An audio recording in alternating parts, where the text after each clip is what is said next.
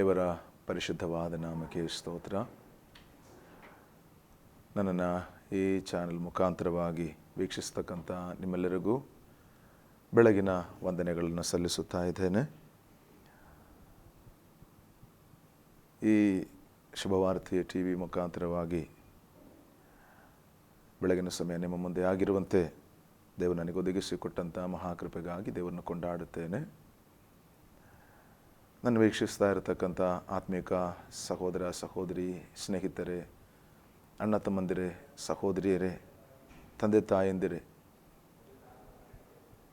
ಈ ಭೂಮಿಯಲ್ಲಿ ಮಾನವನು ಜೀವಿತದಲ್ಲಿ ಬಹಳ ಸ್ತೋತ್ರ ವೇದನೆಗಳು, ಕಷ್ಟಗಳು, ಸಮಸ್ಯೆಗಳು ತುಂಬಿಕೊಂಡಂಥ ಅನುಭವದಲ್ಲಿ ವ್ಯಥೆಯೊಂದಿಗೆ ಮುಂದೆ ಹೋಗುತ್ತಿರ್ತಕ್ಕಂಥ ಕಾಲಗಳಾಗಿದೆ. ಎಲ್ಲಿಯೂ ಸಮಾಧಾನ, ಸಂತೋಷ ಇಲ್ಲದೆ ಸ್ತೋತ್ರ ಬೇಸರಪಟ್ಟು ದುಃಖಪಟ್ಟು ಜೀವಿತವು ಬೇಡ, ಭೂಮಿಯಲ್ಲಿ ಬದುಕುವುದೇನು ಎಂಬುದಾಗಿರ್ತಕ್ಕಂಥ ಪ್ರಶ್ನೆಗಳಲ್ಲಿ, ನಾನಾ ಪ್ರಶ್ನೆಗಳಲ್ಲಿ ಜೀವಿತವನ್ನು ಕಳೆದುಕೊಂಡು ಹೋಗತಕ್ಕಂಥ ಸನ್ನಿವೇಶಗಳನ್ನು ನಾವು ನೋಡುತ್ತೇವೆ. ಇಂಥ ಸನ್ನಿವೇಶಗಳಲ್ಲಿ ಏನು ಮಾಡಬೇಕು, ಹೇಗೆ ಮುಂದಕ್ಕೆ ಹೋಗಬೇಕು ಎನ್ನತಕ್ಕಂಥ ಯೋಚನೆ ಚಿಂತೆಗಳಾಗಿರ್ತಕ್ಕಂಥ ನನ್ನ ಪ್ರಿಯ ಕೇಳುಗರಿಗೆ, ನನ್ನ ಗಮನಿಸ್ತಕ್ಕಂಥ ಸ್ನೇಹಿತರುಗಳಿಗೆ ನಾನು ಹೇಳುವಂಥ ಮಾತುಗಳು, ನಮ್ಮನ್ನು ಪ್ರೀತಿಸಿ ನಮಗೋಸ್ಕರ ಪ್ರಾಣ ಕೊಟ್ಟಿರ್ತಕ್ಕಂಥ ಒಬ್ಬ ಜೀವಿಸುವಂಥ ಸರ್ವಶಕ್ತನಾದ ಯೇಸು ಸ್ವಾಮಿ ನಮಗೋಸ್ಕರವಾಗಿ ಇದ್ದಾನೆ. ನಮ್ಮ ಪ್ರತಿಯೊಂದು ಸಮಸ್ಯೆಗಳಿಗೆ ಆತನ ಪರಿಹಾರವನ್ನು ಕೊಡಲಿಕ್ಕೆ ಶಕ್ತನಾಗಿದ್ದಾನೆಂಬುದಾಗಿ ನಾನು ನಿಮಗೆ ಆರಂಭದಲ್ಲಿ ಹೇಳುತ್ತೇನೆ. ಆದರೆ ಈ ಸಮಸ್ಯೆಗಳೆಲ್ಲ ಮುಂದೆ ಸ್ತೋತ್ರ ನಾವೇನು ಮಾಡಬೇಕು? ದೇವರನ್ನು ಆಶ್ರಯಿಸಿಕೊಳ್ಳಬೇಕು. ಎಲ್ಲದಕ್ಕೂ ಪರಿಹಾರ ದೇವರಾಗಿದ್ದಾನೆ. ಅನೇಕ ಸಾರಿ ನಾವು ದೇವರ ಸನ್ನಿಧಾನದಲ್ಲಿ ನಮಗೆ ಪರಿಹಾರ ಸಿಗದೇ ಇರತಕ್ಕಂಥ ಸನ್ನಿವೇಶಗಳು ನಮ್ಮ ಜೀವಿತದಲ್ಲಿ ಉಂಟಾಗಿ ಬರುತ್ತದೆ. ಕಾರಣ ಏನೆಂಬುದಾಗಿ ಗಮನಿಸುವಾಗ ದೇವರು ನಮ್ಮೆಲ್ಲರ ಪ್ರಾರ್ಥನೆ ಕೇಳುವ ಆತನಾಗಿದ್ದಾನೆ. ದೇವರು ನಮ್ಮ ಕೂಗನ್ನು ಕೇಳುವ ಆತನಾಗಿದ್ದಾನೆ. ಸತ್ಯವೇದದಲ್ಲಿ ನಾವು ಅನೇಕ ಕಡೆಗಳಲ್ಲಿ ನೋಡುವಾಗ ದೇವರ ವಾಕ್ಯದಲ್ಲಿ ಸತ್ಯವೇದದಲ್ಲಿ ಹೀಗೆ ಹೇಳುತ್ತದೆ, ಸ್ತೋತ್ರ, ನನ್ನನ್ನು ಬೇಡಿಕೊಳ್ಳಿರಿ, ನಾನು ನಿಮಗೆ ಕೊಡುತ್ತೇನೆ ಎಂಬುದಾಗಿ ಹೇಳುವಂಥ ಮಾತುಗಳು ನಾವು ನೋಡಲಿಕ್ಕೆ ಸಾಧ್ಯವಾಗುತ್ತದೆ.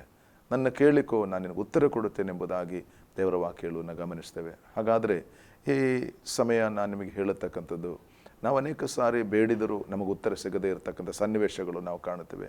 ಅನೇಕ ಸಾರಿ ನಾವು ಹೇಳುವುದುಂಟು, ನಾನಿಷ್ಟು ವರ್ಷಗಳಿಂದ ಕೇಳುತ್ತಾ ಇದ್ದೇನೆ, ಇಷ್ಟು ವರ್ಷಗಳಿಂದ ಬೇಡಿಕೊಳ್ಳುತ್ತಾ ಇದ್ದೇನೆ, ಇಷ್ಟು ವರ್ಷದಿಂದ ಪ್ರಾರ್ಥನೆ ಮಾಡುತ್ತಾ ಇದ್ದೇನೆ, ನಾನು ಇಂಥ ವಿಷಯಕ್ಕಾಗಿ ಪ್ರಾರ್ಥಿಸ್ತಾ ಇದ್ದೇನೆ, ನನಗೆ ಉತ್ತರ ಸಿಗುತ್ತಾ ಇಲ್ಲ, ನನಗೆ ಉತ್ತರ ಲಭ್ಯವಾಗಲಿಲ್ಲ, ದೇವರು ಕಾಣುತ್ತಾ ಇಲ್ಲ, ದೇವರು ನೋಡುತ್ತಾ ಇಲ್ಲ, ನನ್ನ ಪ್ರಾರ್ಥನೆ ಕೇಳುತ್ತಾ ಇಲ್ಲ ಎನ್ನತಕ್ಕಂಥ ಅನೇಕ ಪ್ರಶ್ನೆಗಳು ನಮ್ಮ ಮುಂದೆ ಉದ್ಭವ ಆಗಿ ಬರುವಂಥದ್ದು ಉಂಟು. ಆದರೆ ನಾನು ನಿಮಗೆ ಈ ಸಮಯದಲ್ಲಿ ನಾನು ನಿಮಗೆ ಎಚ್ಚರಿಸಿ ಹೇಳತಕ್ಕಂಥ ಸಂಗತಿ, ದೇವರು ನಮ್ಮ ಪ್ರಾರ್ಥನೆ ಕೇಳದೇ ಇರುವಾತನಲ್ಲ, ದೇವರು ನಮ್ಮ ಕೂಗನ್ನು ಕೇಳದೇ ಇರುವಾತನಲ್ಲ. ಬೈಬಲಲ್ಲಿ ಒಂದು ಮಾತು ಹೀಗೆ ಹೇಳ್ತದೆ, ಆತನು ಕೇಳಲಾರದಂತೆ ಆತನ ಕಿವಿ ಕಿವುಡಲ್ಲ, ನೋಡಲಾರದಂತೆ ಆತನ ಕಣ್ಣು ಕುರುಡಲ್ಲ, ರಕ್ಷಿಸಲಾರದಂತೆ ಆತನ ಕೈಗಳು ಮೋಟುಗೈಯಲ್ಲ ಎಂಬುದಾಗಿ ದೇವರ ವಾಕ್ಯದಲ್ಲಿ ನಾವು ಗಮನಿಸುತ್ತೇವೆ. ಹಾಗಾದರೆ ಈ ಸಮಯ ನಾನು ನಿಮಗೆ ಹೇಳತಕ್ಕಂಥದ್ದು, ನಾವು ಪ್ರಾರ್ಥನೆ ಮಾಡುವಾಗ ಕೇಳದೇ ಇರುವ ರೀತಿಯಲ್ಲಿ ಆತನು ಸ್ತೋತ್ರ ಕಿವುಡನಾಗಿ ಅಲ್ಲ ಇರತಕ್ಕಂಥದ್ದು, ನೋಡದಾಗೆ ಕಣ್ಣು ಕುರುಡಾಗಿ ಎಲ್ಲ ಇರತಕ್ಕಂಥದ್ದು, ಅವನು ರಕ್ಷಿಸದೇ ಇರುವ ಹಾಗೆ ಅವನ ಕೈಗಳು ಬಲವಿಲ್ಲದ ಹಾಗೆ ಎಲ್ಲಿರತಕ್ಕಂಥ ಅವನ ಕೈಗಳು ಬಲವುಳ್ಳತಕ್ಕಂಥ ಕೈಗಳಾಗಿದೆ. ಆದ್ದರಿಂದ ನನ್ನ ಕೇಳತಕ್ಕಂಥ ಪ್ರಿಯ ವೀಕ್ಷಕರಿಗೆ ನಾನು ಹೇಳತಕ್ಕಂಥದ್ದು, ನಮ್ಮ ಪ್ರಾರ್ಥನೆಯನ್ನು ಕೇಳುವಾತನಾಗಿದ್ದಾನೆ ನಮ್ಮ ದೇವರು. ಕಾರಣ ನಾವು ಎಲ್ಲರೂ ಆತನ ಮಕ್ಕಳಾಗಿದ್ದೇವೆ. ಹಾಗಾದರೆ ಯಾಕೆ ಕೆಲವು ಸಂದರ್ಭಗಳಲ್ಲಿ ನಮಗೆ ಉತ್ತರ ಸಿಗುತ್ತಾ ಇಲ್ಲ, ಯಾಕೆ ನಮಗೆ ಉತ್ತರ ನಮಗೆ ಕಂಡುಕೊಳ್ಳಲಿಕ್ಕಾಗುತ್ತಾ ಇಲ್ಲ ಎಂಬುದಾಗಿ ನಾವು ಗಮನಿಸುವಾಗ ಸ್ತೋತ್ರ ದೇವರ ವಾಕ್ಯದಲ್ಲಿ ಒಂದು ಮಾತು ಹೀಗೆ ನಾವು ಓದುತ್ತೇವೆ. ಯಾಕೋಬನ ಪತ್ರಿಕೆ 5ನೇ ಅಧ್ಯಾಯ ಅದರ 16ನೇ ವಾಕ್ಯದಲ್ಲಿ ಹೀಗೆ ನಾವು ಓದುತ್ತೇವೆ, ಹೀಗಿರಲು ನೀವು ಸ್ವಸ್ಥರಾಗಬೇಕಾದರೆ ನಿಮ್ಮ ಪಾಪಗಳನ್ನು ಒಬ್ಬರಿಗೊಬ್ಬರು ಅರಿಕೆ ಮಾಡಿ ಒಬ್ಬರಿಗೋಸ್ಕರ ಒಬ್ಬರು ದೇವರನ್ನು ಪ್ರಾರ್ಥಿಸಿರಿ. ನೀತಿವಂತನ ಅತ್ಯಾಸಕ್ತಿಯುಳ್ಳ ವಿಜ್ಞಾಪನೆಯು ಬಹು ಬಲವಾಗಿದೆ ಎಂಬುದಾಗಿ ನಾವು ದೇವರ ವಚನದಲ್ಲಿ ಓದುತ್ತೇವೆ. ಹಾಗಾದರೆ ನನ್ನ ಕೇಳುವಂಥ ಪ್ರಿಯ ದೇವರ ಮಕ್ಕಳೇ, ವೀಕ್ಷಕರೇ, ನಿಮಗೆ ನಾನು ಹೇಳತಕ್ಕಂಥದ್ದು, ನಾವು ಸ್ವಸ್ಥರಾಗಬೇಕು, ನಾವು ಬಿಡುಗಡೆ ಹೊಂದಬೇಕು. ಮನುಷ್ಯನಿಗೆ ಬೇಕಾದದ್ದು ಸ್ವಸ್ಥತೆ, ಬಿಡುಗಡೆ. ಯಾಕಾಗಿ ನಾವು ಪ್ರಾರ್ಥನೆ ಮಾಡುತ್ತೇವೆ? ಯಾಕಾಗಿ ನಾವು ದೇವರೊಂದಿಗೆ ಮೊರೆ ಇಡುತ್ತೇವೆ? ನಮಗೆ ಬಿಡುಗಡೆ ಬೇಕು, ನಮಗೆ ಸ್ವಸ್ಥತೆ ಬೇಕು, ನಮಗೆ ಸಮಾಧಾನ ಬೇಕು, ಇದರಿಂದ ಮುಕ್ತಿ ಸಿಗಬೇಕೆಂಬುದಾಗಿ ನಾವು ಮೊರೆ ಇಡತಕ್ಕಂಥ ಕಾಣುತ್ತೇವೆ. ಆದರೆ ನಾವು ಈ ಬಿಡುಗಡೆ ಹೊಂದಬೇಕಾದದ್ದು, ನಾವು ಸ್ವಸ್ಥತೆ ಹೊಂದಬೇಕಾದದ್ದು ಹೊಂದಬೇಕಾದದಕ್ಕೆ ಮಾರ್ಗ ಏನೆಂಬುದಾಗಿ ಹೇಳಿದ್ರೆ, ಸ್ತೋತ್ರ, ನಮ್ಮನ್ನು ಸೃಷ್ಟಿ ಮಾಡಿರ್ತಕ್ಕಂಥ ದೇವರ ಸಾನ್ನಿಧ್ಯವನ್ನು ನಾವು ಬಯಸಿ ಆತನ ಪಾದದಲ್ಲಿ ನಮ್ಮನ್ನು ನಾವು ಸಂಪೂರ್ಣವಾಗಿ ಒಪ್ಪಿಸಿಕೊಡಬೇಕು. ಇಲ್ಲಿ ನಾವು ಓದಿದ ವಾಕ್ಯದಲ್ಲಿ ಹೇಳತಕ್ಕಂಥದ್ದು, ಹೀಗಿರಲು ನೀವು ಸ್ವಸ್ಥವಾಗಬೇಕಿದ್ದರೆ ಬೇಕಾದರೆ ನಿಮ್ಮ ಪಾಪಗಳನ್ನು ಒಬ್ಬರಿಗೊಬ್ಬರು ಅರಿಕೆ ಮಾಡಿಕೊಳ್ಳಿ. ಹಾಗಾದರೆ ನಾವು ಯಾಕೆ ಬಿಡುಗಡೆ ಹೊಂದುತ್ತಾ ಇಲ್ಲ, ಯಾಕೆ ಸ್ವಸ್ಥತೆ ಹೊಂದುತ್ತಾ ಇಲ್ಲ ಎನ್ನುವುದರ ಮುಖ್ಯವಾದ ಕಾರಣ ಇಲ್ಲಿ ಯಾಕೋಬನ ಪತ್ರಿಕೆಯಲ್ಲಿ ನಾವು ಕಾಣುತ್ತೇವೆ. ನೀವು ನಿಮ್ಮ ಪಾಪಗಳನ್ನು ಒಬ್ಬರಿಗೊಬ್ಬರು ಅರಿಕೆ ಮಾಡಿಕೊಳ್ಳಬೇಕು. ಪ್ರಾರ್ಥನೆ ಕೇಳದೇ ಇರಲಿಕ್ಕೆ ತಡೆಯಾಗಿ ನಿಂತಿರತಕ್ಕಂಥದ್ದು, ಪ್ರಾರ್ಥನೆ ಕೇಳಲಿಕ್ಕೆ ಅಡ್ಡಿಯಾಗಿ ನಿಂತಿರತಕ್ಕಂಥ ಮುಖ್ಯವಾದ ವಿಷಯ ಏನೆಂಬುದಾಗಿ ಹೇಳಿದರೆ, ನಾವು ಮಾಡತಕ್ಕಂಥ ನಮ್ಮಲ್ಲಿರ್ತಕ್ಕಂಥ ಪಾಪವಾಗಿದೆ ಎಂಬುದಾಗಿ ಇಲ್ಲಿ ಬೈಬಲ್ ನಮಗೆ ತಿಳಿಯಪಡಿಸುತ್ತಾ ಇದೆ. ಹಾಗಾದರೆ ನಾವು ನಮ್ಮ ತಪ್ಪುಗಳನ್ನು ಮೊದಲು ದೇವರ ಮುಂದೆ ಕುಳಿತುಕೊಂಡು ನಾವು ನಮ್ಮ ತಪ್ಪುಗಳನ್ನು ತಿಳಿದುಕೊಳ್ಳಬೇಕು. ಮನುಷ್ಯನ ತಪ್ಪುಗಳನ್ನು ಯಾರು ತೋರಿಸಿಕೊಡಲಿಕ್ಕೆ ಸಾಧ್ಯವಾಗುವುದಿಲ್ಲ. ಮನುಷ್ಯನ ತೋರಿಸುವಾಗ ಅವರವರ ನೀತಿವಂತಿಕೆ ಅಥವಾ ಅವರು ಸ್ವಯಂ ಅವರು ಉತ್ತಮರೆಂಬುದಾಗಿ ತೋರಿಸತಕ್ಕಂಥ ಅನುಭವಗಳು. ನಾವು ಮನುಷ್ಯನ ದೃಷ್ಟಿಯಲ್ಲಿ ನಾವು ಕಾಣುವಾಗ ನಮ್ಮ ಜೀವಿತದಲ್ಲಿ ನಮಗೆ ಯಾವ ತಪ್ಪುಗಳು ಕಾಣುವುದಿಲ್ಲ. ನಾವು ನೋಡುವಾಗ ನಾವೆಲ್ಲ ಒಳ್ಳೆಯವರಾಗಿಯೇ ಇದ್ದೇವೆ, ನಾವು ಯಾವ ತಪ್ಪು ಮಾಡಲಿಲ್ಲ, ನಾವು ಯಾರಿಗೂ ದ್ರೋಹ ಮಾಡಲಿಲ್ಲ, ಯಾರಿಗೂ ಕೆಟ್ಟದ್ದು ಮಾಡಲಿಲ್ಲ, ಇಷ್ಟು ಮಾತ್ರ ನಾವು ನಮ್ಮ ಮನಸ್ಸಲ್ಲಿ ನಾವು ಹೇಳುತ್ತೇವೆ. ಹಾಗಾದರೆ ದೇವರ ಮುಂದೆ ನಿಂತುಕೊಂಡು ನಾವೊಮ್ಮೆ ನಮ್ಮ ತಿರುಗಿ ನೋಡಿದ್ರೆ ನಮಗೆ ಗೊತ್ತಾಗುತ್ತದೆ ನಾವು ಎಲ್ಲಿ ನಿಂತಿದ್ದೇವೆ, ನಾವು ಹೇಗಿದ್ದೇವೆ ಎನ್ನುತಕ್ಕಂಥದ್ದು ಗೊತ್ತಾಗುತ್ತದೆ. ಅನಂತರವಾಗಿ ನಾವು ಪ್ರಾರ್ಥನೆಗಾಗಿ ನಾವು ದೇವರ ಮುಂದೆ ನಿಂತುಕೊಳ್ಳಬೇಕು. ನಾವು ಸತ್ಯವೇದದಲ್ಲೊಂದು ಭಾಗವನ್ನು ನಾವು ನೋಡುತ್ತೇವೆ. ಅಲ್ಲಿ ಯೇಸು ಸ್ವಾಮಿ ಒಂದು ಉದಾಹರಣೆಯನ್ನು ಹೇಳಿರ್ತಕ್ಕಂಥ ಮಾತು ಹೀಗೆ ನಾವು ನೋಡುತ್ತೇವೆ. ಒಬ್ಬನು ಐಶ್ವರ್ಯವಂತನು, ಒಬ್ಬನು ಲಾಸರನು ಎಂಬುದಾಗಿರ್ತಕ್ಕಂಥ ಒಬ್ಬ ಮನುಷ್ಯನು ಪ್ರಾರ್ಥನೆ ಮಾಡಲಿಕ್ಕಾಗಿ ಇಬ್ಬರು ದೇವಾಲಯಕ್ಕೆ ಹೋದರು ಎಂಬುದಾಗಿ ಸತ್ಯವೇದ ನಮಗೆ ಕಲಿಸ್ತದೆ. ಅದರಲ್ಲಿ ಒಬ್ಬನು ನಿಂತುಕೊಂಡು ಬಹಳ ಹೆಮ್ಮೆಯಿಂದ ನಾನು ದಾನ ಧರ್ಮ ಮಾಡುತ್ತೇನೆ, ನಾನು ಇತರರಿಗೆ ಕೊಡುತ್ತೇನೆ, ನಾನು ಕಾಣಿಕೆ ಕೊಡುತ್ತೇನೆ, ಹಾಗೆ ಅವನು ತನ್ನನ್ನೇ ತಾನು ಹೊಗಳುತ್ತಾ ಇರುವಂಥದ್ದನ್ನು ನಾವು ಗಮನಿಸಲಿಕ್ಕೆ ಸಾಧ್ಯವಾಗುತ್ತದೆ. ಆದರೆ ಇವನಿಗೆ ಭೂಮಿಯಲ್ಲಿ ಸಕಲ ಐಶ್ವರ್ಯ ಸಂಪತ್ತು ಎಲ್ಲ ಅವನಿಗಿತ್ತು, ಅವನು ಸಂತೋಷ ಪಡುತ್ತಾ ಇದ್ದಾನೆ. ಆದರೆ ಈ ಬಡವನಾಗಿರ್ತಕ್ಕಂಥವನು ಲಾಜರನೆಂಬುದಾಗಿ ಬೈಬಲಲ್ಲಿ ಹೇಳ್ತದೆ, ಅವನು ಬಹಳ ಹೀನವಾದಂಥ ಅವಸ್ಥೆಯಲ್ಲಿ ಅವನು ರೋಗಿಯಾಗಿ ಅವನು ಭಿಕ್ಷಕನಾಗಿ ಅವನ ಮನೆಯ ಬಾಗಿಲಲ್ಲಿ ಬೀಳುತ್ತಾ ಇದ್ದನು. ಸ್ತೋತ್ರ ಮಾಲಲುಯ. ಆದರೆ ಇವನು ಸ್ತೋತ್ರ ಸತ್ತು ಹೋದನು, ಇವನು ಕೂಡ ಸ್ತೋತ್ರ ಇಬ್ಬರು ಸತ್ತು ಹೋದರು. ಆದರೆ ಈ ಲಾಜರನು ಸತ್ತು ಸಮಾಧಿ ಸೇರಿದನು. ಲಾಜರನು ಸ್ವರ್ಗದಲ್ಲಿ ಅಬ್ರಹಾಮನ ಎದೆಯಲ್ಲಿ ಒರಗಿಕೊಂಡಿದ್ದನು. ಆದರೆ ಧನವಂತನು ಸ್ತೋತ್ರ ನರಕದಲ್ಲಿ ಬಿದ್ದಿದ್ದನು ಎಂಬುದನ್ನು ನಾವು ನೋಡಲಿಕ್ಕೆ ಸಾಧ್ಯವಾಗುತ್ತದೆ. ಈ ಲೋಕದಲ್ಲಿ ನಾವು ನೋಡಬೇಕಾದದ್ದು, ನಮ್ಮ ಜೀವಿತದಲ್ಲಿ ನಾವು ಸ್ತೋತ್ರ ನಮ್ಮನ್ನು ನಾವು ಹೆಚ್ಚಿಸಿಕೊಳ್ಳತಕ್ಕಂಥದ್ದಲ್ಲ, ದೇವರ ಸನ್ನಿಧಾನದಲ್ಲಿ ನಮ್ಮನ್ನು ತಗ್ಗಿಸಿ ನಾವು ಒಪ್ಪಿಸಿಕೊಡಬೇಕಾಗುತ್ತದೆ. ಇನ್ನಿಬ್ಬರ ಬಗ್ಗೆ ನಾವು ನೋಡುತ್ತೇವೆ. ಒಬ್ಬನು ಸ್ತೋತ್ರ ಮಾಲಲುಯ್ಯ ಪರಿಸಾಯನು, ಸುಂಕದವನು ಕೂಡ ಸ್ತೋತ್ರ ಪ್ರಾರ್ಥನೆಯ ವಿಷಯದಲ್ಲಿ ಬಂದಾಗ ಅವರು ಹೇಳುತ್ತಾ ಇದ್ದಾರೆ, ಸ್ತೋತ್ರ ನಾನು ಸ್ತೋತ್ರ ಆ ಪರೀಶನ ಹಾಗೆ ಅಲ್ಲ, ನಾನು ಸ್ತೋತ್ರ ಹೇಗೆ ನಾನು ಉತ್ತಮನಾಗಿದ್ದಾನೆ ಎನ್ನತಕ್ಕಂಥ ಮಾತುಗಳನ್ನು ಅವನು ಹೇಳ್ತಾ ಇರುವುದನ್ನು ಗಮನಿಸಲಿಕ್ಕೆ ಸಾಧ್ಯವಾಗುತ್ತೆ. ಆದರೆ ಇಲ್ಲಿ ಸುಂಕದವನು ಅವನು ಸರಿದು ನಿಂತುಕೊಂಡು ಅವನು ಹೇಳ್ತಾನೆ, ದೇವರೇ ನಾನು ಪಾಪವನ್ನು ಮಾಡಿದ್ದೇನೆಂಬುದಾಗಿ ಅವನು ತನ್ನ ತಪ್ಪುಗಳನ್ನು ಒಪ್ಪಿ ಅರಿಕೆ ಮಾಡೋದನ್ನು ಗಮನಿಸಲಿಕ್ಕೆ ಸಾಧ್ಯವಾಗುತ್ತೆ. ಆದರೆ ಇವನು ಐಶ್ವರ್ಯವಂತನು ಹೇಳ್ತಾನೆ, ಅಥವಾ ಈ ಅಲ್ಲಿ ಪರಿಸಾಯನ ಹೇಳ್ತಾನೆ, ನಾನು ಅವನ ಹಾಗಲ್ಲ, ನಾನು ಶ್ರೇಷ್ಠನಾಗಿದ್ದೇನೆ ಎನ್ನತಕ್ಕಂಥನ್ನ ಹೊಗಳಿಕೊಳ್ಳುತ್ತಾ ಇದ್ದೇನೆ. ಅಲ್ಲಿ ನಾವು ಗಮನಿಸತಕ್ಕಂಥದ್ದು, ಅವನು ಈ ಸ್ತೋತ್ರ ಸುಂಕದವನು ದೇವರ ಸನ್ನಿಧಿಯಲ್ಲಿ ತಗ್ಗಿಸಿಕೊಂಡು ಅವನ ತಪ್ಪುಗಳನ್ನು ಅವನು ತಿಳಿದುಕೊಂಡು ದೇವರಲ್ಲಿ ಪ್ರಾರ್ಥನೆ ಮಾಡಿದಾಗ ಅವನಿಗೆ ಪರಿಪೂರ್ಣವಾದಂಥ ಸ್ತೋತ್ರ ಬಿಡುಗಡೆಯನ್ನು ಹೊಂದಿಕೊಂಡನೆಂಬುದನ್ನು ನೋಡಲಿಕ್ಕೆ ಸಾಧ್ಯವಾಗುತ್ತದೆ. ಇಲ್ಲಿ ನಾವು ಓದಿದ ವಾಕ್ಯಕ್ಕೆ ಬರುವಾಗ ದೇವರ ಸನ್ನಿಧಿಯಲ್ಲಿ ದೇವರ ಮಕ್ಕಳಾಗಿರ್ತಕ್ಕಂಥ ನಾವು ಅಥವಾ ದೇವರನ್ನ ಆಶ್ರಯಿಸಿಕೊಂಡು ನಾವು ನಮ್ಮ ಪಾಪಗಳಾಗಿದೆ ಪ್ರಾರ್ಥನೆಗೆ ಅಡ್ಡಿಯಾಗಿ ಅಥವಾ ಪ್ರಾರ್ಥನೆಗೆ ವಿರುದ್ಧವಾಗಿ ನಿಂತುಕೊಂಡಿರ್ತಕ್ಕ ನಮಗೆ ಗಮನಿಸಲಿಕ್ಕೆ ಸಾಧ್ಯವಾಗುತ್ತದೆ. ಸ್ತೋತ್ರ ಹಾಲೆಲೂಯಾ. ಆದ್ದರಿಂದ ನನ್ನ ಕೇಳತಕ್ಕಂಥ ವೀಕ್ಷಕರು ಹೇಳತಕ್ಕಂಥದ್ದು, ದೇವರ ಸನ್ನಿಧಿಯಲ್ಲಿ ಪ್ರಾರ್ಥನೆಗಾಗಿ ನಾವು ಕೂಡಿ ಬರುವಾಗ ನಮ್ಮ ಜೀವಿತದಲ್ಲಿರ್ತಕ್ಕಂಥ ದೋಷಗಳು, ಕೊರತೆಗಳು, ನಮ್ಮ ತಪ್ಪು ಭಾವಗಳು ನಾವು ತಿಳಿದುಕೊಳ್ಳುವಾಗಲೇ ನಮಗೆ ಅದರಿಂದ ಸ್ತೋತ್ರ ನಾವು ಎಲ್ಲಿ ನಿಂತಿದ್ದೇವೆ, ನಾವು ಹೇಗೆ ನಿಂತಿದ್ದೇವೆ, ಯಾಕೆ ನಮ್ಮ ಪ್ರಾರ್ಥನೆಗೆ ಉತ್ತರ ಸಿಗುತ್ತಾ ಇಲ್ಲ ಎನ್ನುವಂಥದ್ದನ್ನು ನಾವು ನೋಡಿಕೊಳ್ಳಲಿಕ್ಕೆ ಸಾಧ್ಯವಾಗುತ್ತದೆ. ಸ್ತೋತ್ರ ಹಾಲೆಲೂಯಾ. ಆದ್ದರಿಂದ ನಮ್ಮ ಪಾಪಗಳು ನಮ್ಮಿಂದ ನೀಗುವಾಗಲೇ ಪರಿಪೂರ್ಣವಾಗಿ ದೇವರು ನಮ್ಮ ಪ್ರಾರ್ಥನೆಯನ್ನು ಕೇಳಲಿಕ್ಕೆ ಸಾಧ್ಯ. ದೇವರ ವಾಕ್ಯದಲ್ಲಿ ನಾವು ನೋಡುತ್ತೇವೆ, ಪಾಪಿಗಳ ಪ್ರಾರ್ಥನೆ ದೇವರು ಕೇಳುವುದಿಲ್ಲ, ಆದರೆ ಪಾಪವನ್ನು ತ್ಯಜಿಸಿ ದೇವರ ಬಳಿಗೆ ಬರತಕ್ಕಂಥ ಪಾಪಿಗಳನ್ನು ದೇವರವರ ಪ್ರಾರ್ಥನೆಯನ್ನು ಕೇಳುತ್ತಾನೆಂಬುದು ನೋಡಲಿಕ್ಕೆ ಸಾಧ್ಯ. ತಪ್ಪುಗಳನ್ನು ಒಪ್ಪಿ ಅರಿಕೆ ಮಾಡಿಕೊಳ್ಳುವಾಗಲೇ ಅದರಿಂದ ಪರಿಪೂರ್ಣವಾದಂಥ ಬಿಡುಗಡೆಯನ್ನು ನಾವು ಕಂಡುಕೊಳ್ಳಲಿಕ್ಕೆ ಸಾಧ್ಯವಾಗತಕ್ಕಂಥದ್ದು. ಆದ್ದರಿಂದ ನನ್ನ ಕೇಳತಕ್ಕಂಥ ಪ್ರೀತಿಯುಳ್ಳವರೇ, ನಮ್ಮ ಪ್ರಾರ್ಥನೆಗೆ ಉತ್ತರ ಲಭ್ಯವಾಗಬೇಕಾದರೆ, ನಮ್ಮ ಪ್ರಾರ್ಥನೆ ದೇವರು ಕೇಳಬೇಕಾಗಿದ್ದರೆ ನಮ್ಮಲ್ಲಿರುವಂಥ ಬಲಹೀನತೆಗಳು, ನಮ್ಮಲ್ಲಿರ್ತಕ್ಕಂಥ ಕೊರತೆಗಳನ್ನು ನಾವು ನೋಡಬೇಕು. ನಾವು ಅನೇಕ ಸಾರಿ ಮತ್ತೊಬ್ಬರನ್ನು ನಾವು ಸ್ತೋತ್ರ ಏನು ಮಾಡ್ತೇವೆ, ತಪ್ಪನ್ನು ಕಾಣಲಿಕ್ಕೆ, ಮತ್ತೊಬ್ಬರ ದೋಷಗಳನ್ನ ಕಾಣಲಿಕ್ಕೆ ನಾವು ಸದಾ ನಿಂತುಕೊಳ್ಳುತ್ತೇವೆ. ಆದರೆ ನಮ್ಮಲ್ಲಿ ಎಷ್ಟು ದೋಷಗಳಿದೆ, ನಮ್ಮಲ್ಲಿ ಎಷ್ಟು ತಪ್ಪುಗಳಿದೆ ಅನ್ನತಕ್ಕಂಥದ್ದು ನಾವು ತಿರುಗಿ ನೋಡುವುದಿಲ್ಲ. ಹಾಗಾದರೆ ನಾವು ದೇವರ ಸನ್ನಿಧಿಯಲ್ಲಿ ನಾವು ವಿಷಯಗಳನ್ನು ಪ್ರಾರ್ಥಿಸುವಾಗ ನಾವು ಯೋಚನೆ ಮಾಡಬೇಕು, ದೇವರೇ ನನ್ನಲ್ಲಿ ಯಾವ ದೋಷಗಳಿದೆ, ನನ್ನಲ್ಲಿ ಯಾವ ತಪ್ಪುಗಳಿದೆ, ನನಗದು ವ್ಯಕ್ತಪಡಿಸು, ತಿಳಿಯಪಡಿಸು ಎಂಬುದಾಗಿ ನಾವು ಸಮರ್ಪಿಸಿ ಕೊಡುವಾಗಲೇ ನಾವು ದೇವರ ಸನ್ನಿಧಿಯಲ್ಲಿ ಬಿಡುಗಡೆ ಹೊಂದಲಿಕ್ಕೆ ಸಾಧ್ಯ. ಇಲ್ಲಿ ಹೇಳತಕ್ಕಂಥ ವಾಕ್ಯ ಎಂಬುದಾಗಿ ಹೇಳಿದರೆ, ಈಗಲೂ ನೀವು ಒಬ್ಬರಿಗೊಬ್ಬರು ಅರಿಕೆ ಮಾಡಿ, ಪಾಪಗಳನ್ನು ಅರಿಕೆ ಮಾಡಿ ಒಬ್ಬರಿಗೊಬ್ಬರು ದೇವರನ್ನ ಪ್ರಾರ್ಥಿಸಿರಿ.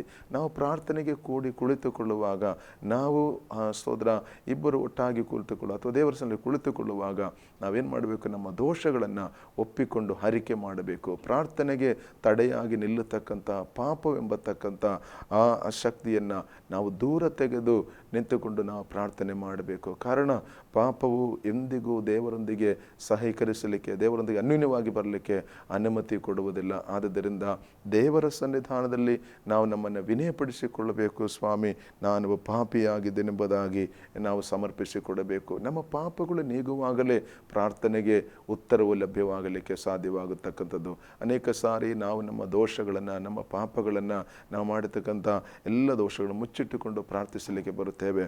ಸ್ವಾಮಿ ಹೇಳ್ತಾನೆ ಒಂದು ವಾಕ್ಯದಲ್ಲಿ ಹೀಗೆ ಹೇಳ್ತೇವೆ, ನೀವು ಪ್ರಾರ್ಥನೆಗೆ, ದೇವರ ಪ್ರಾರ್ಥನೆಗೆ ಬರುವಾಗ ನಿಮ್ಮ ಮನಸ್ಸಿನಲ್ಲಿ ಏನಾದರೂ ವಿರೋಧವಿದೆ, ನಿನ್ನ ಸ್ನೇಹಿತನ ಮೇಲೆ ಏನಾದರೂ ವಿರೋಧವಿದೆ ಎಂಬುದಾಗಿ ನಿನ್ನ ಮನಸ್ಸಿನಲ್ಲಿ ತೋರಿದರೆ, ನೀನು ಆ ಸ್ತೋತ್ರ ಯಜ್ಞವೇದಿಯ ಸಮೀಪಕ್ಕೆ ಬರುವಾಗ ನಿನಗೆ ನೆನಪು ಬಂದ ಸ್ಥಳದಲ್ಲಿ ಯಜ್ಞವೇದಿಯ ಪದಾರ್ಥವನ್ನು ಬಿಟ್ಟು ಹೋಗಿ ಮತ್ತೆ ಬಂದು ನೀನು ನನಗೆ ಆ ಯಜ್ಞವನ್ನು ಕಾಣಿಕೆಯನ್ನು ಅರ್ಪಿಸು ಎಂಬುದಾಗಿ ಹೇಳುವಂಥದ್ದು ನಾವು ಗಮನಿಸಲಿಕ್ಕೆ ಸಾಧ್ಯ. ಹಾಗಾದರೆ ದೇವರ ಬಳಿಗೆ ಬರುವಾಗ ನಮ್ಮ ಮನಸ್ಸಿನಲ್ಲಿ, ನಮ್ಮ ಹೃದಯದಲ್ಲಿ ಮತ್ತೊಬ್ಬರ ಮೇಲೆ, ಬೇರೆಯವರ ಮೇಲೆ ಯಾವುದಾದ್ರು ವಿರೋಧವಿದೆ ಅಂತ ನಮ್ಮ ಮನಸ್ಸಿನಲ್ಲಿ ನಮಗೆ ಅನಿಸುವುದಾದರೆ, ಆ ಕ್ಷಣದಲ್ಲಿ ನಾವು ದೇವರ ಮುಂದೆ ಬರುವುದಕ್ಕಿಂತ ಮುಂಚಿತವಾಗಿ ನಾವು ಆ ಕ್ಷಣದಲ್ಲಿ ನಮ್ಮ ಕಾಣಿಕೆಯನ್ನು ತೆಗೆದ ಸ್ಥಳದಲ್ಲಿ ನಾವು ಬಿಟ್ಟು ಹೋಗಿ ನಾವು ದೇವರ ಸನ್ನಿಧಿ ಆ ಸಹೋದರನೊಂದಿಗೆ ಅಥವಾ ಆ ಸಹೋದರಿಯೊಂದಿಗೆ ನಾವು ಒಂದಾಗಿ ಅವರೊಂದಿಗೆ ಸರಿ ಹೊಂದಿದ ನಂತರವಾಗಿ ನಿನ್ನ ಕಾಣಿಕೆಯನ್ನು ಬಂದು ಸಮರ್ಪಿಸು ಎಂಬುದಾಗಿ ಹೇಳ್ತಾನೆ. ಹಾಗೆ ನಾವು ಸ್ತೋತ್ರ ಸಮರ್ಪಿಸುವಾಗ ದೇವರು ನಮ್ಮ ಕಾಣಿಕೆಯನ್ನು ಅಥವಾ ನಮ್ಮ ಪ್ರಾರ್ಥನೆಯನ್ನು ಮೆಚ್ಚಲಿಕ್ಕೆ ಕಾರಣನಾಗುತ್ತದೆ ಎಂಬುದನ್ನು ನಾವು ದೇವರ ವಾಕ್ಯದಲ್ಲಿ ಗಮನಿಸ್ತೇವೆ. ನನ್ನ ಕೇಳುವಂಥ ಪ್ರೀತಿಯ ದೇವರ ಮಕ್ಕಳೇ, ನಿನ್ನ ವಿಷಯಗಳು ಅಲ್ಲಿ ಎಷ್ಟು ದೊಡ್ಡ ವಿಷಯಗಳಾಗಿದ್ದರೂ, ಎಷ್ಟು ಅಸಾಧ್ಯವಾದಂಥ ವಿಷಯಗಳಾದರೂ ಕೂಡ ನಾವು ನಮ್ಮನ್ನು ದೇವರ ಸನ್ನಿಧಾನದಲ್ಲಿ ನಾವು ಸಮರ್ಪಿಸಿಕೊಟ್ಟು ದೇವರಿಗೆ ಇಷ್ಟವಾದಂಥ ರೀತಿಯಲ್ಲಿ ನಮ್ಮನ್ನು ಒಪ್ಪಿಸಿಕೊಡುವಾಗಲೇ ದೇವರು ನಮ್ಮನ್ನು ಮುಟ್ಟಲಿಕ್ಕೆ, ದೇವರು ನಮಗೆ ಬಿಡುಗಡೆ ಕೊಡಲಿಕ್ಕೆ ಸಾಧ್ಯವಾಗತಕ್ಕಂಥದ್ದು. ಸ್ತೋತ್ರ. ಅದು ಬಿಡಲಿಕ್ಕೆ ನಮಗೆ ಮನಸ್ಸಿರಬೇಕು, ನಾವು ದೇವರ ಬಳಿಗೆ ಬರಲಿಕ್ಕೆ ನಮಗೆ ಮನಸ್ಸಿರಬೇಕು. ಅನೇಕ ಸಾರಿ ನಮಗೆ ದೇವರಿಂದ ಸೌಖ್ಯ ಬೇಕು, ಬಿಡುಗಡೆ ಬೇಕು, ಆದರೆ ದೇವರ ಸಾನ್ನಿಧ್ಯವನ್ನು ಅನುಭವಿಸಲಿಕ್ಕೆ ನಮಗಿಷ್ಟವಿಲ್ಲ. ದೇವರ ಮಾತುಗಳನ್ನ ಕೇಳಲಿಕ್ಕೆ ನಾವು ಅನೇಕ ಸಾರಿ ದೂರವಾಗ್ತೇವೆ. ದೇವರ ನಿಯಮಗಳನ್ನು ಅನುಸರಿಸಲಿಕ್ಕೆ ನಾವು ದೂರವಾಗುತ್ತೇವೆ. ದೇವರು ಹೇಳತಕ್ಕಂಥ ಮಾತುಗಳನ್ನು ಕೇಳುವುದರಿಂದ ನಾವು ದೂರವಾಗ್ತೇವೆ. ಆದರೆ ದೇವರ ಸನ್ನಿಧಾನಕ್ಕೆ ನಾವು ಬಂದು ದೇವರು ಹೇಳತಕ್ಕಂಥ ಮಾತುಗಳನ್ನು ನಾವು ಅನುಸರಿಸಿ ಮುಂದೆ ಹೋದರೆ ಖಂಡಿತವಾಗಿಯೂ ನಮ್ಮ ಜೀವನದಲ್ಲಿ ಬರತಕ್ಕಂಥ ಎಲ್ಲ ವಿಷಯಗಳಿಗೆ ನಾವು ಪ್ರಾರ್ಥನೆಯ ಮುಖಾಂತರ ಬಿಡುಗಡೆ ಹೊಂದಿಕೊಳ್ಳಲಿಕ್ಕೆ ಸಾಧ್ಯವಾಗುತ್ತೆ. ಕಾರಣ ನಮ್ಮ ಪ್ರಾರ್ಥನೆ ದೇವರು ಕೇಳುವ ಆತನಾಗಿದ್ದಾನೆ. ಎಂದಿಗೂ ನಾವು ನೆನೆಸಬಾರದು ನಮ್ಮ ಪ್ರಾರ್ಥನೆ ದೇವರು ಕೇಳುವುದಿಲ್ಲ ಎಂಬುದಾಗಿ. ನಿಜವಾಗಿಯೂ ನಮ್ಮ ಪ್ರಾರ್ಥನೆ ದೇವರು ಕೇಳ್ತಾನೆ. ಕಾರಣ ದೇವರ ಮಕ್ಕಳ ಅಲ್ಲಿಯ ಶಬ್ದವನ್ನು ಕೇಳಲಿಕ್ಕೆ ದೇವರು ಸದಾ ಸನ್ನದ್ಧನಾಗಿರುತ್ತಾನೆ. ಕಾರಣ ದೇವರೆಂದಿಗೂ ಅದೇ ತನ್ನ ಮಕ್ಕಳನ್ನು ತಳ್ಳಿಬಿಡತಕ್ಕಂಥವನಲ್ಲ. ನಾವು ನಮ್ಮ ಸ್ವಭಾವಗಳಿಂದ, ನಮ್ಮ ಜೀವಿತದಿಂದ, ನಮ್ಮ ಕ್ರಿಯೆಗಳಿಂದ ನಾವು ದೇವರನ್ನು ಅಗಲ ಮಾಡಿಕೊಳ್ಳುತ್ತೇವೆ, ನಾವು ದೂರ ಮಾಡಿಕೊಳ್ಳುತ್ತೇವೆ. ಹಾಗಾದರೆ ನಾವು ನಮ್ಮ ಜೀವಿತವನ್ನು ದೇವರ ಸನ್ನಿಧಾನದಲ್ಲಿ ನಾವು ಒಪ್ಪಿಸಿಕೊಟ್ಟು ಸಮರ್ಪಿಸಿಕೊಟ್ಟು ನಾವು ದೇವರಿಗೆ ಹತ್ತಿರವಾಗಿ ಬರಬೇಕು. ಸೋದರ, ದೇವರು ಹೇಳುತ್ತಾನೆ, ನೀವು ನನ್ನ ಸಮೀಪಕ್ಕೆ ಬನ್ನಿರಿ, ಆಗಲ್ಲ ಆತ ನಿಮ್ಮ ಸಮೀಪಕ್ಕೆ ಬರುತ್ತೆ. ನಾವು ಆತನ ಸಮೀಪಕ್ಕೆ ಬರಬೇಕು. ನಾವು ಪ್ರಾರ್ಥನೆ ಮಾಡುವಾಗ ದೇವರನ್ನ ಕೇಳಿಕೊಳ್ಳಬೇಕಾದರೆ ಆತನ ಸಮೀಪಕ್ಕೆ ಬರಬೇಕು. ನಾವು ಆತನಿಗೆ ನಾವು ಹತ್ತಿರದಲ್ಲಿ ಸಿಕ್ಕತಕ್ಕಂಥವರಾಗಿರಬೇಕು. ಹಾಗಿದ್ರೆ ಮಾತ್ರವೇ ದೇವರಿಂದ ನಾವು ಒಂದು ಬಿಡುಗಡೆಯನ್ನು ಕಂಡುಕೊಳ್ಳಲಿಕ್ಕೆ ಸಾಧ್ಯವಾಗ್ತದೆ. ಹಾಗಾದರೆ ದೇವರ ಸಮೀಪಕ್ಕೆ ನಾವು ಬರಬೇಕಾದರೆ ಪ್ರಾಮುಖ್ಯವಾಗಿರಬೇಕಾದದ್ದು ನಮ್ಮಲ್ಲಿರ್ತಕ್ಕಂಥ ಪಾಪ ಸ್ವಭಾವಗಳು ನಮ್ಮಿಂದ ಬಿಟ್ಟು ಹೋಗಬೇಕು. ಪಾಪ ಸ್ವಭಾವಗಳು ನಮ್ಮಿಂದ ಜೀವಿತದಲ್ಲಿ ತೊಲಗಬೇಕು. ಪಾಪ ಸ್ವಭಾವದಿಂದ ನಾವು ಬೇರ್ಪಟ್ಟು ಜೀವಿಸಬೇಕು. ದೇವರು ತೋರಿಸಿಕೊಡತಕ್ಕಂಥ ಮಾರ್ಗದಲ್ಲಿ ನಾವು ಮುಂದೆ ಬರುವಾಗಲೇ ನಮಗೆ ಆ ಬಿಡುಗಡೆಯನ್ನು ಹೊಂದಿಕೊಳ್ಳಲಿಕ್ಕೆ ಸಾಧ್ಯವಾಗುವಂಥದ್ದೆಂಬುದಾಗಿ ದೇವರ ವಾಕ್ಯ ಎಚ್ಚರಿಸ್ತದೆ. ಅಲ್ಲಿ ಹೇಳ್ತಾನೆ, ಹಾಗೆ ನಾವು ಮಾಡುವಾಗ ನಮ್ಮ ದೋಷಗಳು ನಮ್ಮಿಂದ ನೀಗುವಾಗ ನಾವು ನೀತಿವಂತರಾಗಲಿಕ್ಕೆ ಸಾಧ್ಯವಾಗುತ್ತದೆ. ಸ್ತೋತ್ರ, ಹಲ್ಲೆಲೂಯಾ.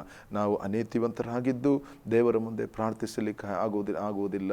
ನಾವು ನೀತಿವಂತರಾಗಿದ್ದು ನಾವು ಪ್ರಾರ್ಥಿಸಲಿಕ್ಕೆ ಸಾಧ್ಯ. ಹಾಗೆ ನೀತಿವಂತರಾಗಬೇಕಿದ್ದರೆ ನಾವೇನು ಮಾಡಬೇಕು?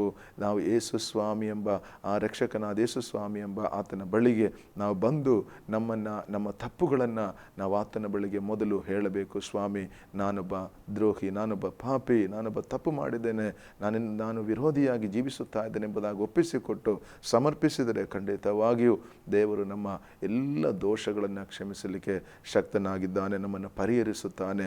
ದೇವರ ವಾಕ್ಯದಲ್ಲಿ ನಾವು ನೋಡುತ್ತೇವೆ, ದೇವರು ನೀತಿವಂತನು ನಂಬಿಗಸ್ತನೂ ಆಗಿರುವುದರಿಂದ ನಮ್ಮ ಪಾಪಗಳನ್ನು ಪರಿಹರಿಸಿ ಅವನು ನಮ್ಮನ್ನು ಶುದ್ಧ ಮಾಡುತ್ತಾನೆ ಎಂಬುದಾಗಿ ಹೇಳ್ತಾನೆ. ಶುದ್ಧ ಮಾಡಿದ ನಂತರವಾಗಿ ನಮ್ಮ ಪ್ರಾರ್ಥನೆ ಅಥವಾ ನಮ್ಮ ಶಬ್ದ ಕೇಳುವಾಗ ಆತ ನಮಗೆ ಉತ್ತರ ಕೊಡಲಿಕ್ಕೆ ಸಹಾಯವಾಗ್ತದೆ. ಕಾರಣ ದೇವರು ನಮ್ಮ ಶಬ್ದವನ್ನು ಕೇಳುತ್ತಾ ಇದ್ದಾನೆ, ನಮ್ಮ ಮೊರೆಯನ್ನು ಕೇಳುತ್ತಾ ಇದ್ದಾನೆ. ಆದರೆ ದೇವರ ಬಿಡುಗಡೆ, ದೇವರ ಸ್ವಸ್ಥತೆ ನಮ್ಮ ಬಳಿಗೆ ಸಮೀಪಿಸಬೇಕಾದರೆ ನಮ್ಮ ಜೀವಿತದಲ್ಲಿ ನಾವು ಸಂಪೂರ್ಣವಾಗಿ ನಮ್ಮ ದೋಷಗಳನ್ನು ಪರಿಹರಿಸಿಕೊಂಡವರಾಗಿ ನಾವು ನಿಂತುಕೊಳ್ಳಬೇಕು. ಹಾಗಾದರೆ ನಾನು ಈ ವಾಕ್ಯವನ್ನು ಸ್ತೋತ್ರ ಮತ್ತೊಮ್ಮೆ ನಿಮ್ಮ ಮುಂದೆ ಓದಲು ಇಷ್ಟಪಡುತ್ತೇನೆ. ಹೀಗಿರಲು ನೀವು ಸ್ವಸ್ಥರಾಗಬೇಕಿದ್ದರೆ ನಿಮ್ಮ ಪಾಪಗಳನ್ನು ಒಬ್ಬರಿಗೊಬ್ಬರು ಅರಿಕೆ ಮಾಡಿ ಒಬ್ಬರಿಗೋಸ್ಕರ ಒಬ್ಬರು ದೇವರನ್ನು ಪ್ರಾರ್ಥಿಸಿರಿ. ನೀತಿವಂತನ ಅತ್ಯಾಸಕ್ತಿಯುಳ್ಳ ಪ್ರಾರ್ಥನೆಯು ಬಹಳ ಬಲವಾಗಿದೆ ಎಂಬುದಾಗಿ ಹೇಳ್ತಾನೆ. ಹಾಗಾದರೆ ನಾವು ಪ್ರಾರ್ಥನೆ ಮಾಡುವ ಸಮಯಗಳಲ್ಲಿ ನಮ್ಮ ಜೀವಿತದಲ್ಲಿ ಯಾರ ಮೇಲಾಗಿದ್ದರೂ ಅಥವಾ ಬೇರೆಯವರ ಮೇಲಾಗಿದ್ದರೂ ದೇವರಿಗೆ ವಿರೋಧವಾಗಿಯೂ ಯಾವುದಾದ್ರೂ ರೀತಿಯಲ್ಲಿ ಪಾಪದ ಕಲ್ಮಶಗಳು, ಪಾಪದ ಸ್ವಭಾವಗಳು ನಮ್ಮ ಜೀವಿತದಲ್ಲಿದ್ದರೆ ಅದನ್ನು ನಾವು ತ್ಯಜಿಸಿ ನಾವು ದೇವರ ಬಳಿಗೆ ಬರೋ. ಕಾರಣ ನಮಗೆ ಮುಖ್ಯವಾಗಿ ಬೇಕಾದದ್ದು ಬಿಡುಗಡೆಯಾಗಿದೆ. ಸ್ತೋತ್ರ. ನಮಗೆ ಬಿಡುಗಡೆ ಉಂಟಾಗಬೇಕಾದೆ. ಪಾಪವು ಎಂದಿಗೂ ನಮ್ಮಲ್ಲಿರುವಾಗ ಬಿಡುಗಡೆಯನ್ನು ಕೊಡಲಿಕ್ಕೆ ಅನುಮತಿ ಕೊಡುವುದಿಲ್ಲ. ಆದರೆ ಈ ಪಾಪವು ನಮ್ಮಿಂದ ಬಿಟ್ಟು ಹೋಗುವಾಗಲೇ ನಾವು ಬಿಡುಗಡೆ ಹಂತಕ್ಕೆ ಬರಲಿಕ್ಕೆ ಸಾಧ್ಯವಾಗುವಂಥದ್ದು.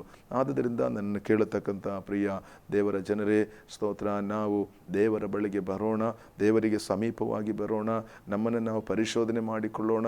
ಪ್ರಾರ್ಥನೆ ಮಾಡತಕ್ಕಂಥ ವಿಷಯಗಳ ಮುಂದೆ ನಮ್ಮ ಜೀವಿತದಲ್ಲಿ ಯಾವುದಾದರೂ ಸ್ತೋತ್ರ ಈ ರೀತಿಯಾಗಿರ್ತಕ್ಕಂಥ ಅಲ್ಲಿಯ ಸ್ತೋತ್ರ ಅಡ್ಡಿಗಳಿರುವುದಾದರೆ ಅದನ್ನು ನೀಗಿಸೋಣ. ನಾವು ಮತ್ತೊಬ್ಬರೊಂದಿಗೆ ಪ್ರೀತಿಯಿಂದ ಇರೋಣ, ಮತ್ತೊಬ್ಬರೊಂದಿಗೆ ವಾತ್ಸಲ್ಯತೆಯಿಂದ ವರ್ತಿಸೋಣ. ಸಹೋದರರ ಹಾಗೆ ಸಹೋದರಿಯರ ಹಾಗೆ ನಾವು ಪ್ರೀತಿಯನ್ನು ತೋರಿಸೋಣ. ನಾವು ಪ್ರೀತಿಯಲ್ಲಿ ನೆಲೆಗೊಳ್ಳೋಣ. ವಿರೋಧಿಗಳಾಗಿ ದೇವರ ಮುಂದೆ ನಿಂತುಕೊಳ್ಳದೆ ದೇವರ ಪ್ರಿಯರಾಗಿ ನಾವು ಹತ್ತಿರವಾಗಿ ಬರುವಾಗ ಖಂಡಿತವಾಗಿಯೂ ದೇವರು ನಮ್ಮನ್ನು ಕೈ ಬಿಡುವುದಿಲ್ಲ. ದೇವರು ನಮ್ಮನ್ನು ಬಲಪಡಿಸುತ್ತಾನೆ, ದೇವರು ನಮಗೆ ಸಹಾಯ ಮಾಡುತ್ತಾನೆ ಎಂಬುದಾಗಿ ದೇವರ ವಾಕ್ಯ ನಾವು ಗಮನಿಸಲಿಕ್ಕೆ ಸಾಧ್ಯವಾಗುತ್ತೆ. ಹಾಗಾದರೆ ನಮ್ಮ ಜೀವಿತದಲ್ಲಿ ಸ್ತೋತ್ರ ಬರತಕ್ಕಂಥ ಈ ಸಮಸ್ಯೆಗಳಿಗೆ ಪರಿಹಾರ ಇದೆ, ಬಿಡುಗಡೆ ಇದೆ. ಕಾರಣ ಅದಕ್ಕೆ ಬಿಡುಗಡೆ ಹೊಂದದೇ ಇರೋದಕ್ಕೆ ಕಾರಣ ನಾವು ನಮ್ಮ ಜೀವಿತದಲ್ಲಿ ತ್ಯಜಿಸಬೇಕಾದದ್ದನ್ನು, ನಮ್ಮ ಜೀವಿತದಲ್ಲಿ ಕ್ರಮಪಡಿಸಬೇಕಾದದನ್ನು ಕ್ರಮಪಡಿಸಿಕೊಳ್ಳುವಾಗಲೇ ನಮಗೆ ಪರಿಪೂರ್ಣ ಬಿಡುಗಡೆ ಹೊಂದಿಕೊಳ್ಳಲಿಕ್ಕೆ ಸಾಧ್ಯ. ಹಾಗಾದರೆ ಯೇಸು ಸ್ವಾಮಿ ಹೇಳಿರ್ತಕ್ಕಂಥ ಆ ಮಾತುಗಳನ್ನು ಕೇಳಿಕೊಂಡು, ಸ್ತೋತ್ರ, ಯೇಸುವಿನ ಮಾತುಗಳನ್ನು ಅನುಸರಿಸಿಕೊಂಡು ಯೇಸುವಿನ ಬಳಿಗೆ ಬರುವಾಗ ಯೇಸುವಿನಿಂದ ಪರಿಪೂರ್ಣವಾದ ಬಿಡುಗಡೆಯು, ಸ್ವಸ್ಥತೆಯು, ಸೌಖ್ಯವು ಹೊಂದಿಕೊಳ್ಳಲಿಕ್ಕೆ ಸಾಧ್ಯವಾಗುತ್ತದೆ. ಯೇಸುವಿನ ಬಳಿಗೆ ಪ್ರಾರ್ಥನೆಯೊಂದಿಗೆ ಬಂದಿರತಕ್ಕಂಥ ಅನೇಕರು ಸ್ತೋತ್ರ ಬಿಡುಗಡೆಯನ್ನು ಕಂಡುಕೊಂಡ್ರೆ ನೋಡಲಿಕ್ಕೆ ಸಾಧ್ಯವಾಗುತ್ತೆ. ಹಾಗಾದರೆ ನನ್ನ ಕೇಳತಕ್ಕಂಥ ವೀಕ್ಷಕರಿಗೆ ಸ್ತೋತ್ರ, ಈ ಬೆಳಗಿನ ಸಮಯ ನಾನು ಹೇಳತಕ್ಕಂಥದ್ದು ಸ್ತೋತ್ರ, ದೇವರ ಸಮೀಪಕ್ಕೆ ಬಂದವರಿಗೆ ಎಂದಿಗೂ ಸ್ವಸ್ಥತೆ ಇಲ್ಲದೆ, ಬಿಡುಗಡೆ ಇಲ್ಲದೆ ಹೋಗಲಿಲ್ಲ. ಅವರು ಬಿಡುಗಡೆಯನ್ನು ಕಂಡುಕೊಂಡು ಹೋದರು. ಈ ಬೆಳಗಿನ ಸಮಯ ನಾನು ಹೇಳ್ತೇನೆ, ನೀವು ನಿಮ್ಮ ಆತ್ಮಿಕ ಜೀವಿತದಲ್ಲಿ, ನಿಮ್ಮ ವೈಯಕ್ತಿಕ ಜೀವಿತದಲ್ಲಿ, ನೀವಾಗಿರತಕ್ಕಂಥ ಸ್ಥಳಗಳಲ್ಲಿ ನಿಮ್ಮನ್ನು ನೀವು ದೇವರಿಗಾಗಿ ಸಮರ್ಪಿಸಿರಿ. ಯೇಸುವೆ, ನಾನು ನನ್ನ ಜೀವಿತದಲ್ಲಿ ನಾನು ತಿಳಿದೇ ಇರತಕ್ಕಂಥ ದೋಷಗಳನ್ನು, ತಪ್ಪುಗಳನ್ನು ನಾನು ಮಾಡಿದ್ದೇನೆ, ಅದರಿಂದ ಕರ್ತನನ್ನು ಕ್ಷಮಿಸು, ನಾನು ನಿನ್ನ ಸಮೀಪಕ್ಕೆ ಬರುತ್ತೇನೆ, ನನ್ನ ಶುದ್ಧ ಮಾಡು ಸ್ವಾಮಿ, ನನಗೆ ಪೂರ್ಣವಾದ ಬಿಡುಗಡೆ ಬೇಕೆಂಬುದಾಗಿ ಸಮರ್ಪಿಸಿಕೊಳ್ಳ್ರಿ. ಎಷ್ಟು ದೊಡ್ಡ ಸಮಸ್ಯೆ ಆಗಿದ್ದರೂ ಕೂಡ ನಿಮ್ಮ ತಪ್ಪುಗಳನ್ನು ನೀವು ತಿಳಿದುಕೊಂಡು, ನಿಮ್ಮ ದೋಷಗಳನ್ನ ತಿಳಿದುಕೊಂಡು, ಪಾಪದ ಆ ಕ್ರಿಯೆಗಳು, ಪಾಪದ ಸ್ವಭಾವಗಳು ತ್ಯಜಿಸಿ ನೀವು ದೇವರ ಸಮೀಪಕ್ಕೆ ಬರುವಾಗ, ನಿಮ್ಮ ತಪ್ಪುಗಳನ್ನು ಒಪ್ಪಿಕೊಂಡು ದೇವರ ಸಮೀಪಕ್ಕೆ ಬರುವಾಗ ಖಂಡಿತವಾಗಿಯೂ ಆತ ನಮ್ಮನ್ನು ಸೇರಿಸಿಕೊಳ್ಳಲಿಕ್ಕೆ ಶಕ್ತನಾಗಿದ್ದಾನೆಂಬುದಾಗಿ ನಾನು ನಿಮಗೆ ಎಚ್ಚರಿಸುತ್ತೇನೆ. ಹಾಗಾದರೆ ನಾನು ಕೇಳತಕ್ಕಂಥ ಪ್ರೀತಿಯುಳ್ಳವರೇ, ಈ ಬೆಳಗಿನ ಸಮಯ ನಿಮ್ಮ ಬಳಿಗೆ ನಾನು ಒಪ್ಪಿಸಿಕೊಡತಕ್ಕಂಥ ವಿಷಯಗಳು, ನಮ್ಮನ್ನು ನಾವು ದೇವರಿಗೆ ಸಮರ್ಪಿಸಿಕೊಳ್ಳಿ, ನಮ್ಮ ದೋಷಗಳನ್ನು, ನಮ್ಮ ತಪ್ಪುಗಳನ್ನು ನಾವು ತಿಳಿದುಕೊಳ್ಳೋಣ. ಇದನ್ನು ತಿಳಿಯಪಡಿಸುವುದು ಈ ಲೋಕದಲ್ಲಿ ಯಾರಿಗೂ ತಿಳಿಯಪಡಿಸಲಿಕ್ಕೆ ಸಾಧ್ಯವಿಲ್ಲ. ದೇವರ ವಾಕ್ಯ ನಾವು ನೋಡುತ್ತೇವೆ, ಹೃದಯ ಎಲ್ಲಕ್ಕಿಂತಲೂ ವಂಚಕ, ಗುಣವಾಗದ ರೋಗಕ್ಕೆ ಒಳಗಾಗಿದೆ, ಇದನ್ನು ಯಾರು ತಿಳಿದಾರು ಎಂಬುದಾಗಿ ದೇವರ ವಾಕ್ಯ ಎಚ್ಚರಿಸ್ತಾ ಇದೆ. ಅದನ್ನು ತಿಳಿದವನು ಸರ್ವಶಕ್ತನು ಒಬ್ಬನು ಮಾತ್ರ. ನಮ್ಮ ಹೃದಯಗಳನ್ನು, ಮನಸ್ಸುಗಳನ್ನು, ಆಲೋಚನೆಗಳನ್ನು ತಿಳಿದಿರ್ತಕ್ಕಂಥ ದೇವರ ಕೈಗಳಿಗೆ ನಮ್ಮನ್ನು ಒಪ್ಪಿಸಿಕೊಟ್ಟಣ. ಸ್ವಾಮಿ, ನನ್ನ ತಪ್ಪುಗಳು, ನನ್ನ ದೋಷಗಳನ್ನು ತಿಳಿಯಪಡಿಸು, ನಾನು ಇದರಿಂದ ಪರಿವರ್ತನೆ ಹೊಂದುತ್ತೇನೆ ಎಂಬ ಸಮರ್ಪಿಸಿಕೊಳ್ಳುವಾಗ ಖಂಡಿತವಾಗಿಯೂ ನೀವು ತಿಳಿಯದ ರೀತಿಯಲ್ಲಿ, ನೀವು ಕೇಳಿದ್ದಕ್ಕಿಂತಲೂ ಬೇಡಿಕೊಂಡದಕ್ಕಿಂತಲೂ ಹೆಚ್ಚಾದಂಥ ಬಿಡುಗಡೆ ನಿಮ್ಮ ಜೀವಿತದಲ್ಲಿ ಅನುಭವಿಸಿಕೊಳ್ಳಲಿಕ್ಕೆ ಸಹಾಯವಾಗುತ್ತದೆ. ಹಾಗಾದರೆ ನನ್ನ ಕೇಳತಕ್ಕಂಥ ವೀಕ್ಷಕರೇ, ನೀವು ದೇವರ ಸನ್ನಿಧಾನದಲ್ಲಿ ನಿಮ್ಮನ್ನು ಸಮರ್ಪಿಸಿಕೊಳ್ಳಿರಿ. ಈ ಹೇಳಲ್ಪಟ್ಟಂಥ ದೇವರ ವಾಕ್ಯದ ಮುಂದೆ ನಿಮ್ಮನ್ನು ಒಪ್ಪಿಸಿಕೊಡ್ರಿ. ಖಂಡಿತವಾಗಿಯೂ ನಿಮ್ಮ ವಿಷಯಗಳಿಗೆ ಒಂದು ಪರಿಹಾರ ಇದೆ, ನಿಮ್ಮ ವಿಷಯಗಳಿಗೆ ಒಂದು ಬಿಡುಗಡೆ ಇದೆ. ನೀವು ಬಿಡುಗಡೆ ಇಲ್ಲದೆ ಹೋಗತಕ್ಕಂಥ ಅವಶ್ಯಕತೆ ಇಲ್ಲ. ಈ ಶುಭವಾರ್ತೆಯ ಮುಖಾಂತರ ನಿಮಗೆ ತಿಳಿಯಪಡಿಸ್ತಕ್ಕಂಥದ್ದು, ನೀವು ಸ್ತೋತ್ರ, ಪರಿಪೂರ್ಣವಾದ ಬಿಡುಗಡೆ ನಿಮ್ಮ ಬಳಿಯಲ್ಲಿದೆ, ಸೌಖ್ಯ ನಿಮ್ಮ ಬಳಿಯಲ್ಲಿದೆ, ಸ್ವಸ್ಥತೆ ನಿಮ್ಮ ಬಳಿಯಲ್ಲಿದೆ. ಆದರೆ ನೀವು ಸ್ವೀಕರಿಸಿಕೊಳ್ಳಿರಿ. ನೀವು ನಿಮ್ಮ ತಪ್ಪುಗಳನ್ನು, ನಿಮ್ಮ ಪಾಪದ ಆ ಮಾರ್ಗಗಳನ್ನು ಬಿಟ್ಟು ಯೇಸುವಿನ ಬಳಿಗೆ, ಯೇಸುವಿನ ಸಮೀಪಕ್ಕೆ ಬಂದು ಆ ಬಿಡುಗಡೆಯನ್ನು ಹೊಂದಿಕೊಳ್ಳಿರಿ. ಖಂಡಿತವಾಗಿಯೂ ಆತ ನಿಮಗೆ ಬಿಡುಗಡೆಯನ್ನು ಕೊಟ್ಟು ನಡೆಸಲು ಶಕ್ತನಾಗಿದ್ದಾನೆ. ಆದ್ದರಿಂದ ನಾವು ನಮ್ಮನ್ನೇ ನಾವು ದೇವರ ಕೈಗಳಿಗೆ ಒಂದು ನಿಮಿಷ ನಾವು ವಿನಯಪಡಿಸಿಕೊಡೋಣ, ಸಮರ್ಪಿಸಿಕೊಡೋಣ. ಯೇಸುವಿಗೆ ಹೇಳೋಣ, ಯೇಸುವೆ, ನಾನೊಬ್ಬ ದೋಷಿ, ನಾನೊಬ್ಬ ಪಾಪಿ. ನನ್ನ ಶರೀರದಲ್ಲಿ, ನನ್ನ ಜೀವಿತದಲ್ಲಿ, ನನ್ನ ವ್ಯಕ್ತಿಪರವಾದ ಜೀವಿತದಲ್ಲಿ, ವೈಯಕ್ತಿಕವಾದ ಜೀವಿತದಲ್ಲಿ ನನಗುಂಟಾಗತಕ್ಕಂಥ ಎಲ್ಲ ಸಮಸ್ಯೆಗಳಿಂದಲೂ, ಎಲ್ಲ ಬಾಧೆಗಳಿಂದಲೂ ನನಗೊಂದು ಬಿಡುಗಡೆ ಬೇಕು. ಈ ಬೆಳಗಿನ ಸಮಯ ಈ ಮಾತುಗಳ ಮುಂದೆ ನಾನು ಒಪ್ಪಿಸಿಕೊಡುತ್ತೇನೆಂಬುದಾಗಿ ನಾವು ಸಮರ್ಪಿಸಿಕೊಡುವುದಾದರೆ ಖಂಡಿತವಾಗಿಯೂ ದೇವರು ಈ ದಿವಸ, ಈ ನಿಮಿಷ ನೀವು ಬಿಡುಗಡೆ ಕೊಡಲಿಕ್ಕೆ ಶಕ್ತನಾಗಿದ್ದಾನೆ. ಆ ರೀತಿಯಾಗಿ ಸಮರ್ಪಿಸಿಕೊಂಡವರು ಕಣ್ಣುಗಳನ್ನು ಮುಚ್ಚಿಕೊಳ್ಳೋಣ. ಅವರಿಗೋಸ್ಕರವಾಗಿ ಒಂದು ನಿಮಿಷ ನಾನು ಪ್ರಾರ್ಥನೆ ಮಾಡುತ್ತೇನೆ. ಕಣ್ಣುಗಳನ್ನು ಮುಚ್ಚಿಕೊಂಡು ಪ್ರಾರ್ಥಿಸೋಣ. ಪ್ರೀತಿಯುಳ್ಳಂಥ ದೇವರೇ, ಸ್ವರ್ಗೀಯ ಸ್ವಾಮಿ, ಒಳ್ಳೆಯ ಸಮಯಕ್ಕಾಗಿ ನಾವು ಪ್ರಾರ್ಥನೆ ಮಾಡುತ್ತಾ ಇದ್ದೇವೆ. ಕರ್ತನೇ, ನಮ್ಮನ್ನು ಕೇಳಿರ್ತಕ್ಕಂಥ ಎಲ್ಲ ಜನಗಳನ್ನ ಕೈಲಿ ಒಪ್ಪಿಸಿಕೊಡ್ತಾ ಇದ್ದೀವಿ ಸ್ವಾಮಿ. ವಿವಿಧ ಸಮಸ್ಯೆಗಳಲ್ಲಿ, ರೋಗಗಳಲ್ಲಿ, ವೇದನೆಗಳಲ್ಲಿ, ದುಃಖಗಳಲ್ಲಿ, ತೊಂದರೆಗಳಲ್ಲಿ ಭಾರಪಡುತ್ತಾ ಇರತಕ್ಕಂಥ ನಿನ್ನ ಮಕ್ಕಳನ್ನು ನಿನ್ನ ಕೈಗಳಿಗೆ ಒಪ್ಪಿಸಿಕೊಡುತ್ತಾ ಇದ್ವಿ ಸ್ವಾಮಿ. ಕರ್ತನೇ, ಅವರ ದೋಷಗಳು, ಅವರ ತಪ್ಪುಗಳು ಅವರು ಮನವರಿಕೆ ಮಾಡಿಕೊಳ್ಳುವಂತೆಯೂ, ಅವರ ದೇವರ ಕಡೆಗೆ ತಿರುಗಿಕೊಳ್ಳುವಂತೆಯೂ, ಸತ್ಯವನ್ನು ತಿಳಿದುಕೊಳ್ಳುವಂತೆಯೂ ಸಹಾಯ ಮಾಡು. ಈ ದಿನಗಳಲ್ಲಿ ಅವರು ಅನುಭವಿಸತಕ್ಕಂಥ ವೇದನೆಗಳು, ದುಃಖಗಳು, ರೋಗಗಳು ಕರ್ತನೇ ಅವರಿಂದ ಬಿಟ್ಟು ಹೋಗಲಿ. ವಿವಿಧವಾಗಿರತಕ್ಕಂಥ ಸಮಸ್ಯೆಗಳಿಂದ ಬಿಟ್ಟು ಹೋಗಲಿ. ಶಾರೀರಿಕವಾಗಿ, ಆತ್ಮಿಕವಾಗಿ, ಭೌತಿಕವಾಗಿ, ಮಾನಸಿಕವಾಗಿ ಅವ್ರನ್ನ ಕಾಡುವಂಥ ಎಲ್ಲ ಸಮಸ್ಯೆಗಳಿಗೆ ನಾವು ಪ್ರಾರ್ಥನೆ ಮಾಡುತ್ತೇವೆ ಯೇಸುವೆ. ಪರಿಪೂರ್ಣ ಸೌಖ್ಯವನ್ನು, ಬಿಡುಗಡೆಯನ್ನು ಕರ್ತನೆ ಅವರಿಗೆ ಅನುಗ್ರಹಿಸಬೇಕೆಂಬುದಾಗಿ ನಾವು ಪ್ರಾರ್ಥನೆ ಮಾಡುತ್ತೇವೆ. ಕರ್ತನೆ, ಆ ಪ್ರಿಯ ಸಹೋದರ ಸಹೋದರಿ, ತಂದೆ ತಾಯಿ ಮಗು ಅವರೆಲ್ಲರನ್ನು ಕೂಡ ಒಪ್ಪಿಸಿಕೊಡುತ್ತೇವೆ. ನಿನ್ನ ಗಾಯವುಳ್ಳ ಕೈಗಳು ಅವರಿಗೆ ಬಿಡುಗಡೆಯನ್ನು ಕೊಡಲಿಕ್ಕೆ ಪ್ರಾರ್ಥಿಸ್ತಾ ಇದ್ದೇವೆ. ನಿನ್ನ ಮಕ್ಕಳು ಸಮರ್ಪಿಸಿದ ಪ್ರಕಾರವಾಗಿ ಸಂಪೂರ್ಣ ಬಿಡುಗಡೆ, ಅವರು ಕಾಣದೇ ಇರತಕ್ಕಂಥ ಸೌಖ್ಯ ಈ ದಿನಗಳಲ್ಲಿ ಅವರ ಜೀವಿತದಲ್ಲಿ ಕಂಡು ಬರಲಿ, ಪ್ರಕಟವಾಗಲಿ. ಯೇಸು ಸ್ವಾಮಿ ಹೆಸರಿನಲ್ಲಿ ನಿಮ್ಮೆಲ್ಲರನ್ನು ಸಮರ್ಪಿಸಿಕೊಟ್ಟು ನಾವು ಪ್ರಾರ್ಥಿಸಿ ಬೇಡಿಕೊಳ್ಳುತ್ತೇವೆ ತಂದೆಯೇ. ಆಮೇನ್, ಆಮೇನ್, ಆಮೇನ್, ಆಮೇನ್. ದೇವರು ನಿಮ್ಮೆಲ್ಲರನ್ನು ಆಶೀರ್ವದಿಸಲಿ. ಎಲ್ಲರಿಗೂ ನಾನು ವಂದನೆ ಹೇಳುತ್ತೇನೆ. ಆಮೇನ್, ಆಮೇನ್, ಆಮೇನ್.